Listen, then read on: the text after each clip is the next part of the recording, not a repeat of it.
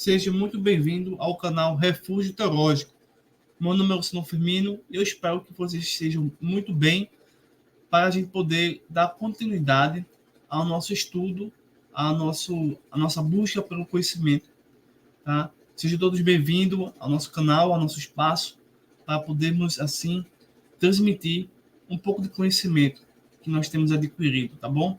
Hoje a gente vai falar um pouquinho sobre Santo Agostinho e o que ele tem de interessante para o pensamento cristão.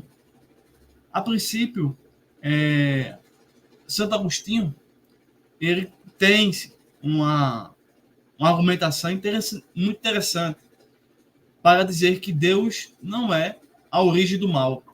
Por quê? Santo Agostinho, basicamente, ele sempre é evocado ou citado na defesa da existência de Deus quando alguns ateus dizem o seguinte: olha, você acredita em Deus? Sim, mas como se o mal existe, independentemente se ele é físico, espiritual ou social. Fato é que o mal existe. E para muitos, atualmente, a existência do mal, seja uma doença, seja a morte, a tristeza, enfim, qualquer tipo de mal é uma prova de que Deus não existe. Então, um dos homens, chamado Santo Agostinho, se dedicou a responder essas perguntas, por exemplo, e a concluir que Deus não é a origem do mal. Vejamos que o argumento que ele traz é o seguinte: os humanos são seres racionais. Independentemente da sua posição, todos devem concordar com isso, porque isso é racional, isso é dentro da realidade. Então, todos os humanos são seres racionais. A próxima premissa é a seguinte: para que sejam racionais, para que isso seja possível, os seres humanos devem ter livre-arbítrio. Terceira premissa: isso significa que devem ser capazes de escolher entre o bem e o mal. Quarta premissa: os humanos podem, portanto, agir bem ou mal. A conclusão das premissas é: Deus, portanto, ou Deus não é a origem do mal. Então, basicamente, somos nós, as criaturas racionais, seres criados no espaço e no tempo, com uma certa dimensão. Ao afastar-se das escrituras ou da presença de Deus, acabamos fazendo a nossa vontade e criando assim o mal, pois muitas das vezes a nossa vontade não é idêntica à vontade de Deus. A princípio, Santo Agostinho ele tem bases na filosofia de Platão, tá? Tanto que alguns consideram como platonismo cristão. Lá na frente, um dos reformadores, Martim Lutero, sacerdote alemão que inspirou a reforma protestante, publica da vontade cativa, argumentando que o livre-arbítrio humano não é livre. Então, aí, posteriormente, surge o debate teológico, tá? Se nosso livre-arbítrio ele está intacto ou foi dizimado pela queda. Mas são problemas que vai dar origem à rivalidade entre arminianos e calvinistas, não exatamente em relação tanto quanto nós imaginamos com Agostinho, né? Mas entre Armínio e João Calvino, ou Martim Lutero. Então, fiquemos nesse argumento, ou nesse tópico, pois existem vários tópicos do Santo Agostinho. Ele aí tem um ano de 354 a 430 depois de Cristo, e ele trabalhou arduamente para defender o cristianismo. Porém, existem algumas falhas na sua argumentação no sentido de evocar o catolicismo romano, né? Nessa questão aí, ele está totalmente equivocado. Porém, nessa argumentação de defender a existência de Deus e dar uma boa resposta contra a falsa conjectura dos ateus sobre tudo no tema sobre o mal, isso é muito interessante. Então, o nome dele é Aurélio Agostinho, nasceu em 354 em Tagaste, pequena cidade no norte da África. De mãe cristã e pai pagão, foi educado para ser um orador e depois lecionou retórica em uma cidade natal, em Cartago, em Roma e em Milão, onde ocupou posição de prestígio. Por um tempo, Agostinho seguiu o maniqueísmo. O maniqueísmo era uma religião que ensinava ou que considerava que o bem e o mal eram forças duplas regendo todo o cosmos ou universo, mas por influência do arcebispo Ambrósio de Mirão, foi atraído para o cristianismo. Já em 386, Santo Agostinho sofreu uma crise espiritual e se converteu. Abandonou a carreira e dedicou-se a escrever obras cristãs, muitas de natureza altamente filosóficas. Então, em 395, tornou-se bispo de Pona, no norte da África, e manteve esse posto pelo resto da vida. Morreu aos 75 anos de idade, quando a cidade foi sitiada e saqueada pelos vândalos. Uma das principais obras que ele escreveu é Confissões, A Cidade de Deus e O Livre-Arbítrio. Então, ele tem um pensamento filosófico e teológico muito complexo, abrangente, muito interessante, para a gente poder cada vez mais se aproximar. Então, basicamente, a área de ênfase, de foco e o principal objetivo de Agostinho dentro da filosofia é a área da filosofia chamada ética. Mas a gente vai ficar aqui basicamente porque ele estabelece outros temas, outras conjecturas, mas sobre o mal, né? Então, o mal. O mal, será que o mal existe e prova que Deus não é real, né? Então, Agostinho, nas suas premissas e conclusões, apresentou uma boa resposta contra a argumentação que ateus, céticos e agnósticos utilizam contra a existência de Deus. Bem, vamos aprofundar mais um pouquinho sobre esse assunto. Então, de onde viria o mal? O mal vem de Deus, porque Deus criou todas as coisas, né? Existem textos bíblicos, tá? Que não vou citar aqui, porque esse não é o nosso...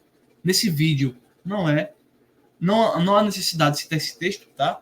Porque existe lá em Isaías um texto, né? Que eu crio o mal, né? A gente precisa fazer um trabalho hermenêutico, exegético, tá? Em outra playlist, em outro formato. Mas aqui é o entendimento de Santo Agostinho, ok? Que pode ou não ajudar-nos a defender as escrituras. Mas quero avisar vocês que essa metodologia de Agostinho não pode ser utilizada para compreender as escrituras. Essa grande falha de alguns pensadores atuais utilizarem Tomás de Aquino, certos teólogos ou filósofos para interpretar as escrituras, enquanto a verdadeira interpretação é pelo próprio autor. Por exemplo, Isaías, profeta Isaías, eu uso o profeta Isaías para interpretar o profeta Isaías, não Santo Agostinho, tá bom? Então, Deus criou todas as coisas, mas será que o mal vem de Deus? Então, qual é a origem do mal? Se Deus é o criador de todas as coisas, teria ele sido o criador do mal? Se assim for, não seria uma contradição atribuir a Deus um ser bom a criação do mal? Então, se eu digo que o mal existe, e se eu digo que Deus criou todas as coisas, seria errado eu dizer que Deus é o criador do mal, uma vez que ele é bom? Como resolver essas contradições? Como resolver esses problemas que nossa mente enfrenta ou responder esses ataques que os céticos têm? Veja só, uma das grandes características do pensamento de Agostinho é o trabalho, é esse esforço de superar ou de encontrar respostas a essas contradições no que diz respeito à existência de Deus e à existência do mal. Tanto Deus quanto o mal existem, tá? Realmente. Porém, existem algumas visões, outras filosofias que negam a existência do mal, tá? Por exemplo, o budismo não acredita que o mal seja real, é apenas uma ilusão. Isso não faz sentido nenhum. Bem, então, para a mente de Agostinho, Deus é, portanto, o sumo bem. Então, ele não poderia ter sido o criador do mal no mundo.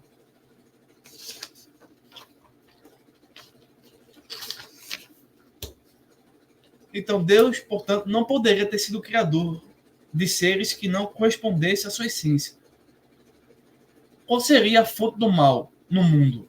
Se nem Deus e nem a natureza, por ele criadas, são maus, de onde viria o mal no mundo? Por quê? Se Deus não é a fonte do mal, ou o criador do mal, e nem a natureza, as leis da física, né, e tal, da química, por exemplo, não gera o mal, não é o patrono do mal, mas quem é? Você lembra da argumentação que ele faz? Os seres humanos, os humanos, são seres racionais. Veja só. Então, ele diz assim, Agostinho diz assim, vai considerar o problema do mal dessa forma. Não considera o mal como uma substância corpórea ou incorpórea, não categorizando-o como um ser, mas definindo-o como um não ser. Ele trabalha muito, não somente Platão, né?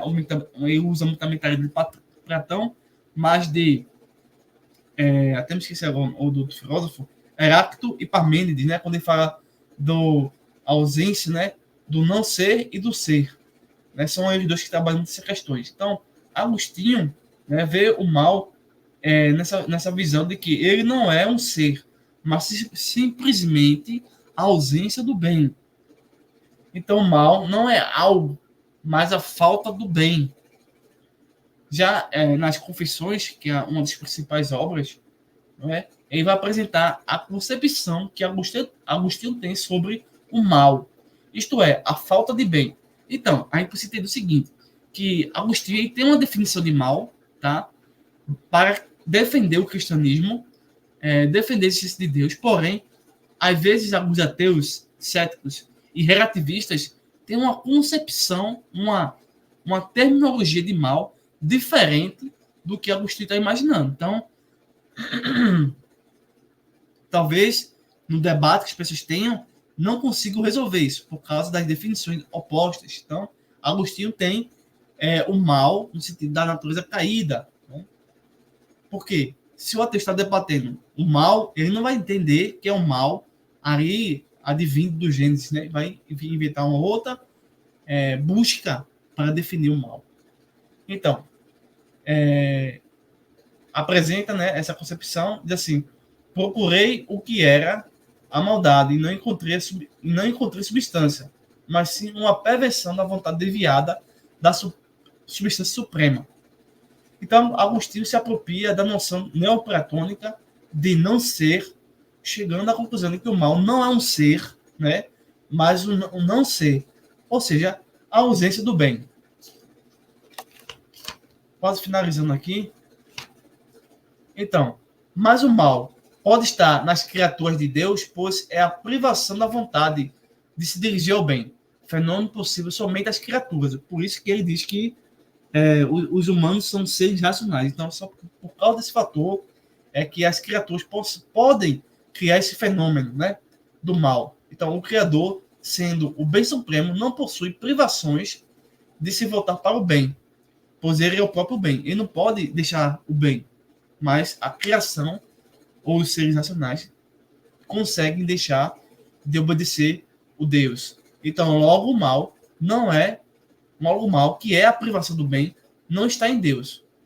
A escolha de realizar seus próprios bens ao invés do bem de Deus é, simultaneamente, produzir o mal no mundo, pois escolher o próprio bem significa tornar o bem de Deus ausente. Então, quanto mais se busca o bem de Deus, mais o mal deixa de existir. Quanto menos deixamos de buscar Deus, mais o mal passa a existir em nós. Então, deixa eu ver aqui para não me perder. Logo, a escolha da própria vontade é a produção do mal, pois isto significa a ausência do bem. Em outras palavras, o mal, portanto, não seria nada além do afastar-se desse caminho que leva a Deus perfeita felicidade. Ou seja, o ateu, o cético, o relativista, alguém que está passando por traumas, situações de dificuldade, quando ele deixa de buscar, aqui eu vou entrar agora no viés protestante, né? Já que Agostinho não é protestante e sim católico. No viés protestante, que é o mais coerente, é que quando nós deixamos realmente de buscar Deus, santificar, buscar a verdade na sua palavra, mais a gente se distorce, mais a gente se torna algo que desagrade ao Todo-Poderoso e assim criamos em nós o peso da condenação. Então, aqui no texto que eu estou citando a vocês, sobre o mal, né? Não teria sido um erro dar o livre-arbítrio ao homem? Muitos podem pensar dessa forma, né? Por quê? Se o problema do mundo é o homem e a sua forma de lidar com a vontade, desejos e livre-arbítrio ou escolhas, então seria mais interessante não dar o livre-arbítrio ao homem. Esse é o pensamento de algumas pessoas que não compreendem a escritura, né? Então, visto que é por meio dessa faculdade que o homem escolhe voluntariamente a si mesmo ao invés de Deus. Vale a pena criar um homem com livre-arbítrio? Isso é verdade. A vontade livre é o único bem dado por Deus ao homem, para que este o faça justo. Se uma pessoa perde um membro do corpo, como um braço, ele ainda assim pode escolher fazer o bem e ser justo. Então, o livre-arbítrio passa a abrir espaço para as mais escolhas dos seres humanos. Vale a pena criá-los com vontade livre, pois essa é a única faculdade que viabiliza a prática da justiça. Então, Agostinho, ele realmente apresenta uma ótima defesa contra os ataques que céticos, ateus, agnósticos, relativistas utilizam para dizer, o mal, o sofrimento existem. Como você pode acreditar em Deus? Não faz sentido nenhum. Como é possível acreditar em Deus se o mal, aparentemente, ele é onipresente? Então, Agostinho mostra que, por culpa nossa, né, por nossos má escolha, de forma que, usando o livre-arbítrio erradamente, produzimos o mal em nossas vidas ou no mundo social. Obviamente, existem outros aspectos que somente a teologia protestante responde mais satisfatoriamente. Mas, a princípio, essa base que ele forma para responder a esse problema do mal, sobre a origem do mal, é ótima, para dar uma introdução, para permitir que as pessoas possam compreender que o mal não prova que Deus deixou de existir ou que ele não consegue cuidar da sua criação, tá? Então, um pensador genial, ótimas contribuições nesse aspecto, certo? Então tá aí, se inscreva no canal, compartilha, deixe seu like, é muito importante isso também. Então esse vídeo faz parte do Conhecendo os Filósofos e do curso de Teologia Básica. Então o curso de Teologia Básica vai abordar vários pensadores, tá? Obviamente tendo o nosso livro texto básico, certo? Então sejam bem-vindos, se inscrevam, entre em contato conosco pelo WhatsApp para mais informações e assim a gente vai poder nos ajudar. Um forte abraço e até o próximo vídeo.